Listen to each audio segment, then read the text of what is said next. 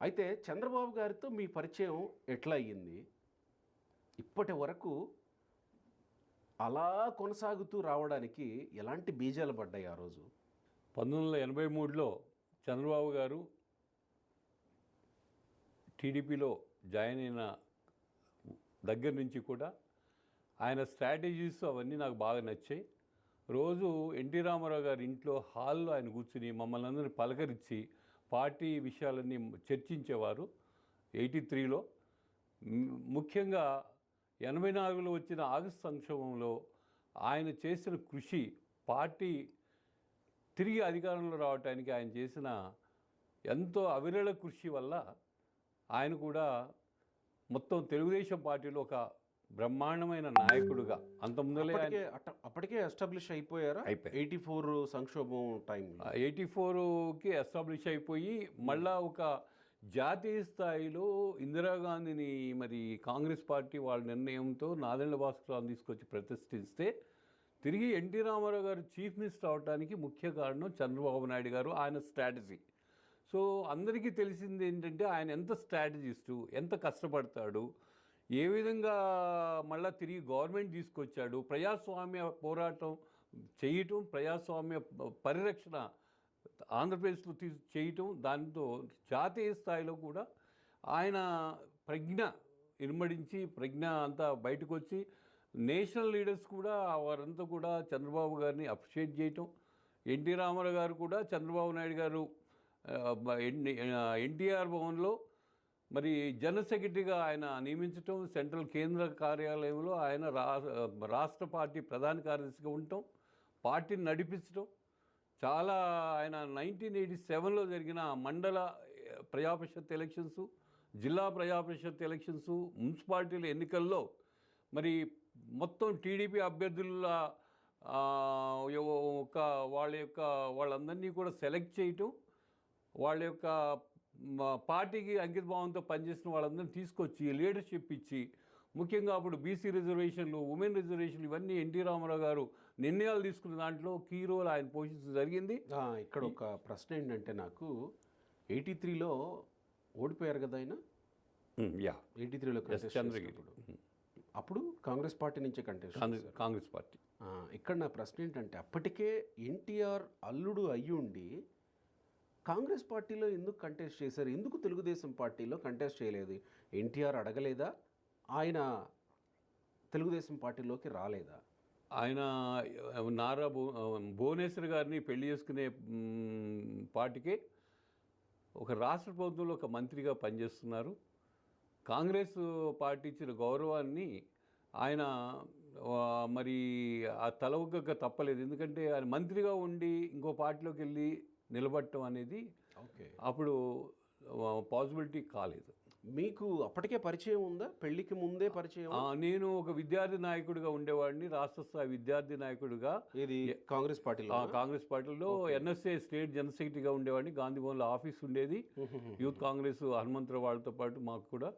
So నేను అప్పుడు విద్యార్థి సమస్యల మీద, పర్టికులర్లీ ఇంజనీరింగ్ కాలేజ్ విద్యార్థి సమస్యల మీద టెక్నికల్ ఎడ్యుకేషనిస్ట్గా ఉన్న వీరిని, మన ఇప్పుడున్న తాజ్ జీవికే మాల్ ఎదురుగా సందులో ఆయన ఇల్లు ఉండేది. సో అక్కడ 2-3 సార్లు ఆయన కలవటం జరిగింది. ఆయన చాలా విషయాలన్నీ ఆకళింపు చేసుకుని సమస్యలు పరిష్కరించడానికి కృషి చేస్తూ ఉండేవాడు, విద్యార్థి సమస్యల్ని.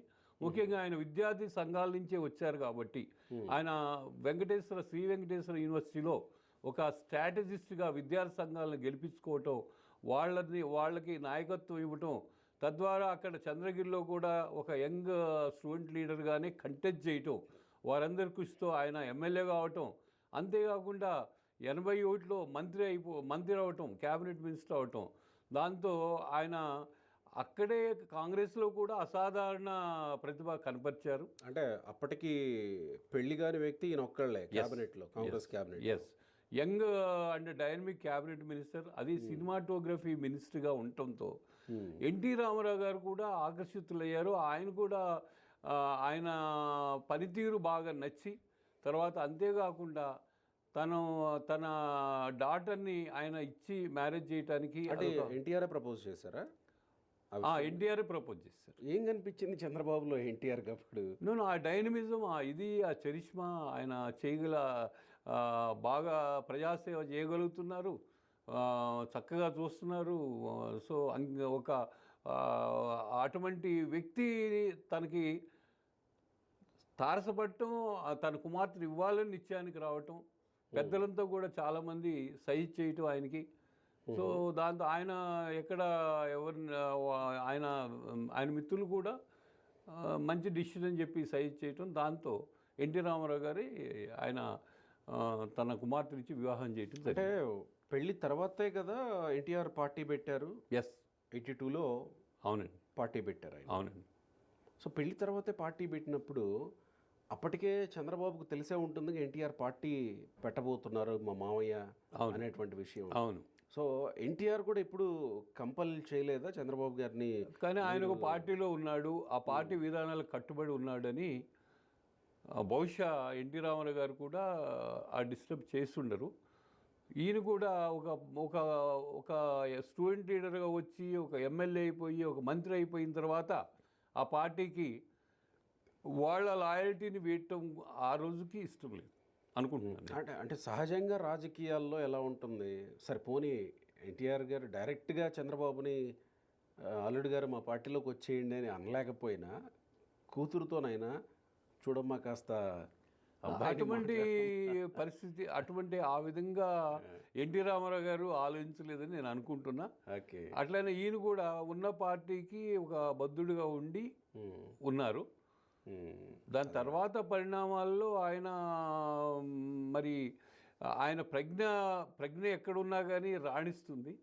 అందుకని తెలుగుదేశంలో బ్రహ్మాండంగా వెంటనే రాణించగలరు. అంతకంటే ముందు ఎన్టీఆర్ సెలెక్ట్ చేసిన తీరు, ఎన్టీఆర్ సెలెక్ట్ చేశాక దాదాపు తెలుగుదేశం పార్టీలో రాజకీయంగా చంద్రబాబు స్టూడెంట్ లీడర్గా ఉన్నప్పుడు బహుశా తెలిసి ఉండకపోవచ్చేమో, మంత్రి అయినప్పుడు రాష్ట్రానికి తెలిసి ఉండొచ్చేమో, ఎన్టీఆర్ అల్లుడైన తర్వాత ఇంకా వెలుగులోకి వచ్చి ఉండొచ్చేమో, ఆ తర్వాత ముఖ్యమంత్రి అయిన తర్వాత ఇంకా ప్రపంచవ్యాప్తంగా తెలిసిపోయారు ఆయన, అది వేరే విషయం. నేనేమంటున్నానంటే ఇలాంటి ఒక లీడర్ అవుతాడని ఎన్టీఆర్ ఊహించే చంద్రబాబుని సెలెక్ట్ చేసి ఉండవచ్చా?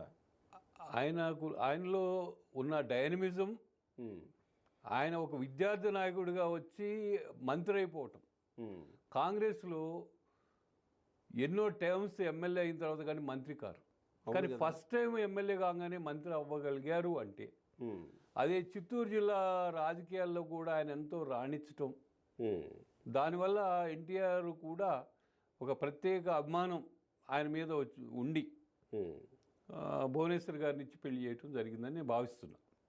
అదేనండి. సో తెలుగుదేశం పార్టీలోకి వచ్చిన తర్వాత